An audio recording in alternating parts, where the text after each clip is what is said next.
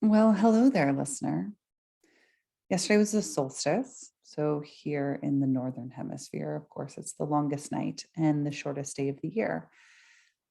That's because it's the apex point in the orbit where the North Pole is the farthest it will ever get from the sun in the course of this year.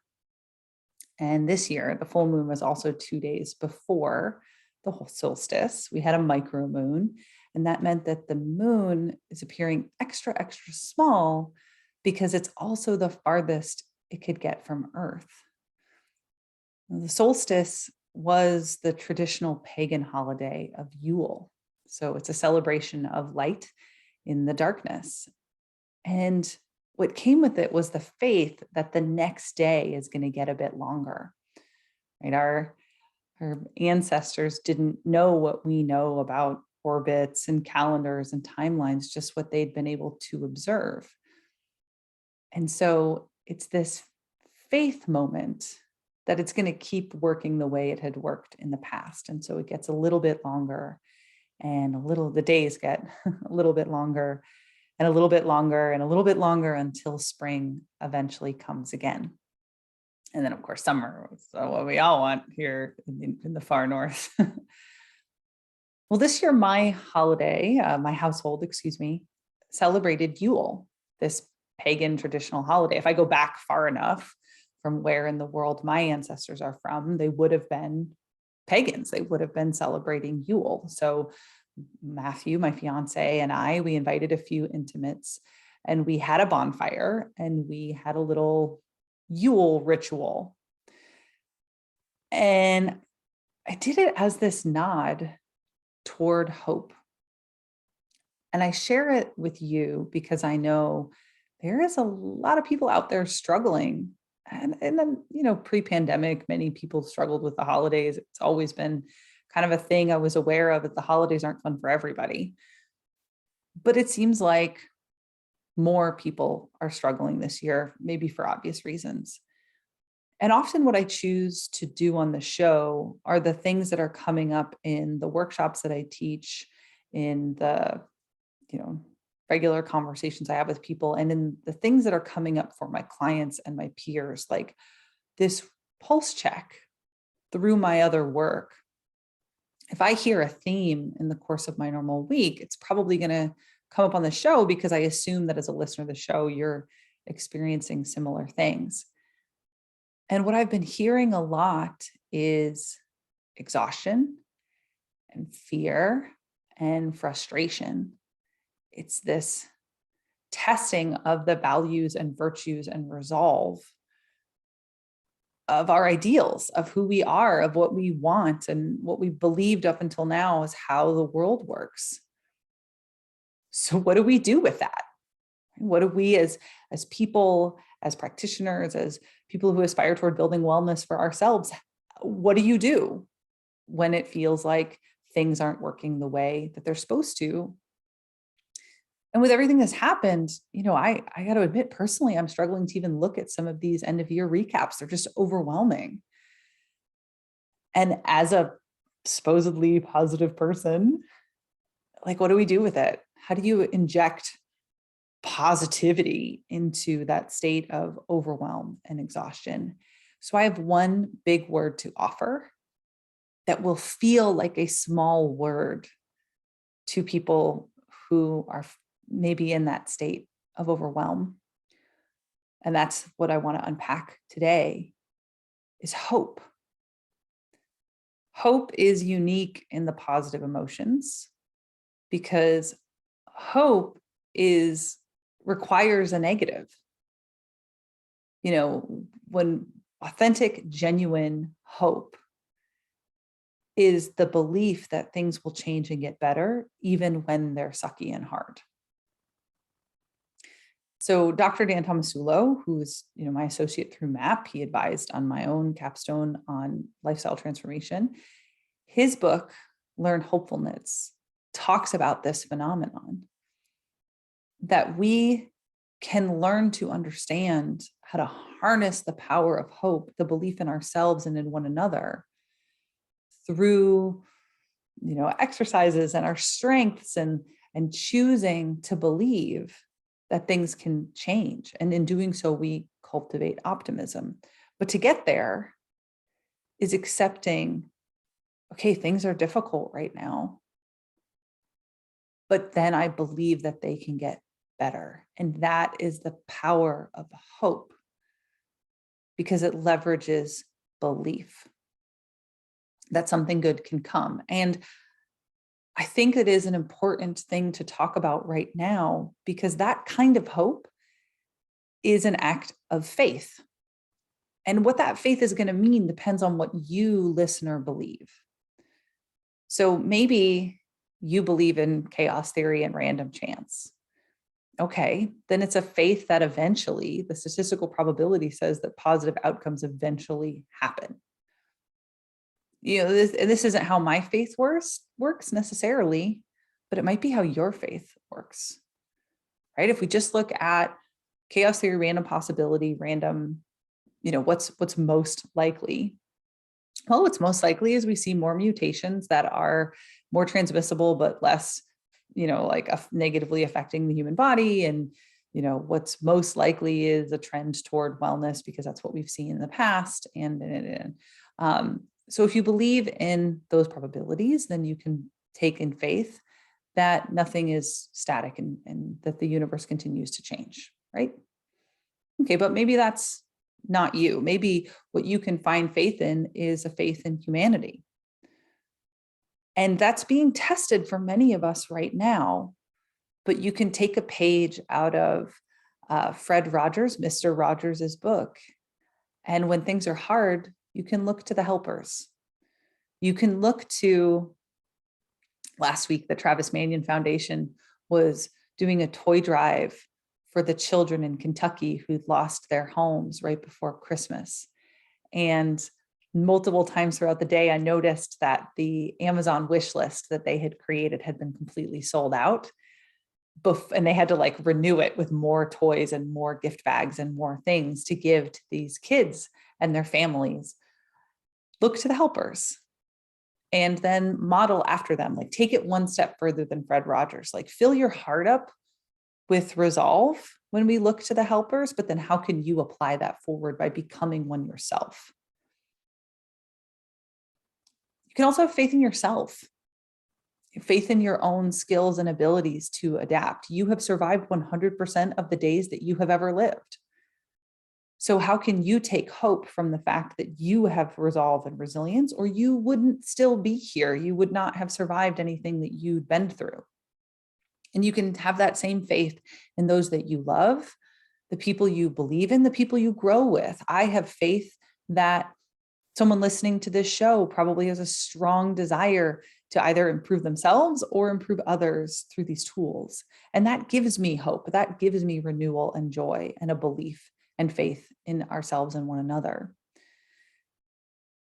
And it is an act of faith on the solstice that the sun will come up tomorrow and that the days will get longer, that everything eventually changes, that it is temporary, even this struggle, even this moment. And yes, we have been here before and it got better. And even as difficult as this might feel in this moment, as deja vu as it might be for last Christmas when my family canceled Christmas last year, it's different because we have more in the arsenal, we have more in the tank. Even if it doesn't feel that way in the moment, process that negative emotion. You could re-goal. This is last year's episode of this week. And then we can step into a renewed future. And that's why I wanted to share about the bonfire last night and the roots of the holiday of Yule. It is the faith that the world will keep spinning. I mean, it's also physics, but we got to believe in it on some level, right? If you're a flat earther, you're not believing that the world is spinning. You're not believing in these physics. We choose to believe those theories. I'm assuming that you believe those theories. I doubt many flat earthers are listening to this show. And belief is even more powerful because it dictates what we do. Because if you don't believe that things can improve, you stop trying. And when you stop trying, things don't improve. You're not leveraging yourself and your resources to promote into a better future. But if you believe something can change, you take steps to prepare for that change. So if I believe that things are going to get better, I'm going to be proactive. If I believe I'm living to 100, I'm going to treat myself very differently because I want to be able to enjoy living that long. If I believe that other people matter, that my community matters, and I'm not in this life and living alone, I'm going to treat others and my household and my community differently. I'm going to act differently on the belief that I'm living to 100 in a community with others, right? I'm shaping my reality through my action.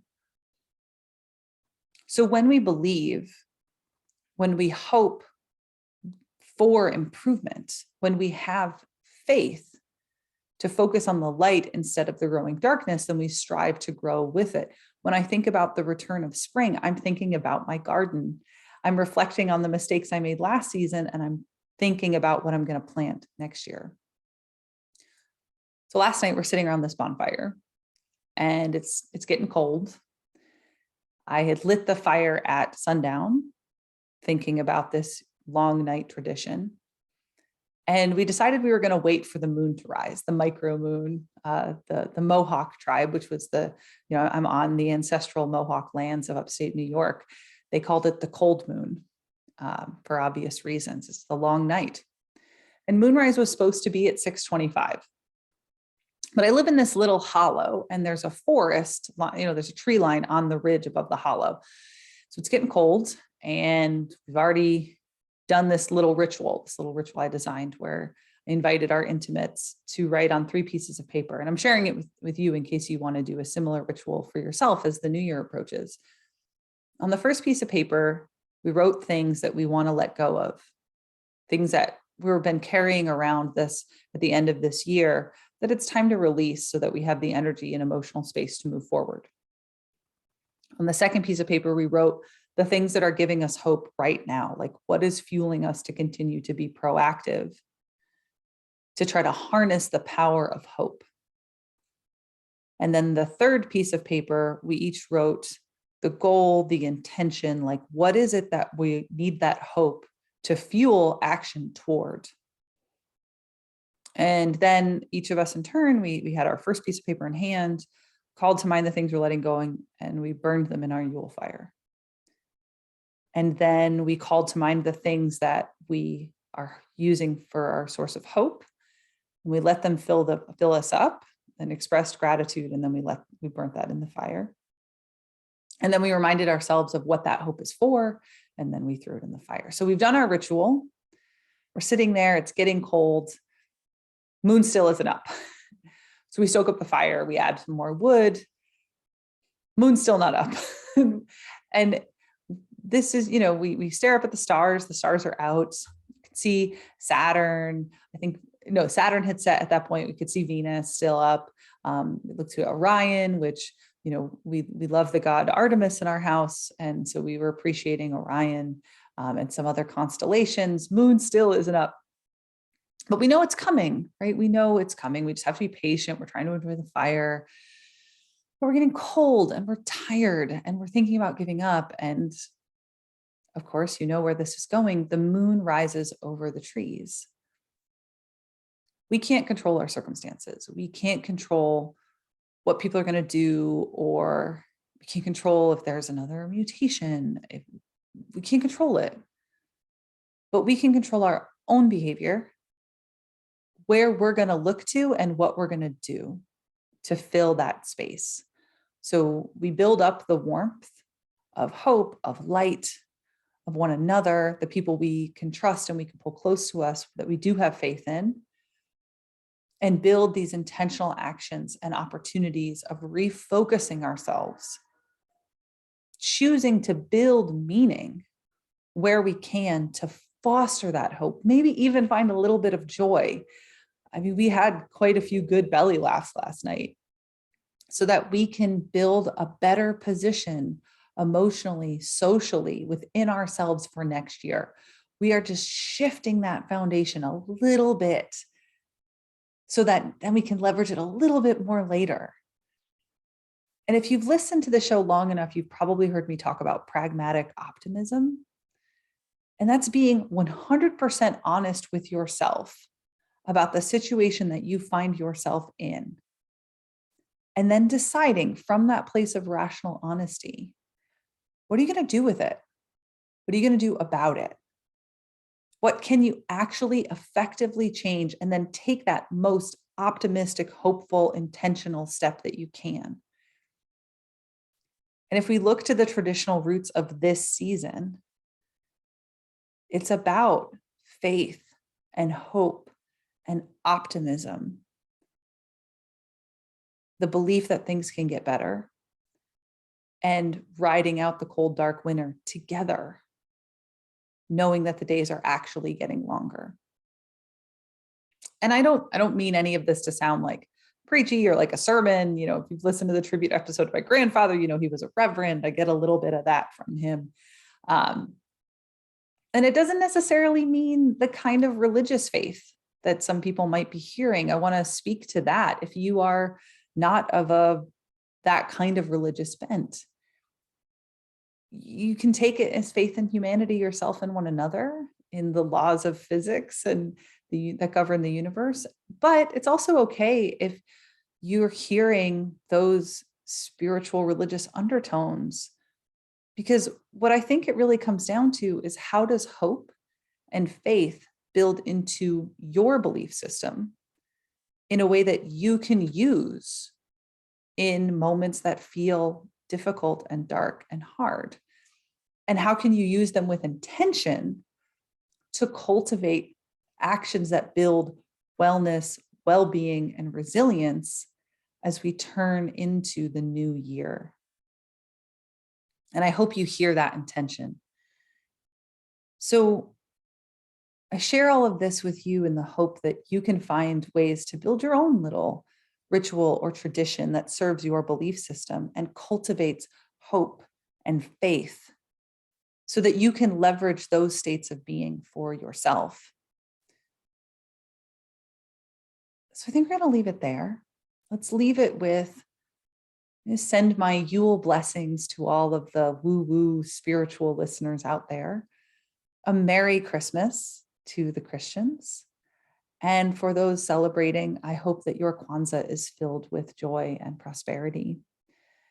You'll hear from me a bit more before the turn of the new year, but in the meantime, be well and keep the hope and the faith alive in your own life.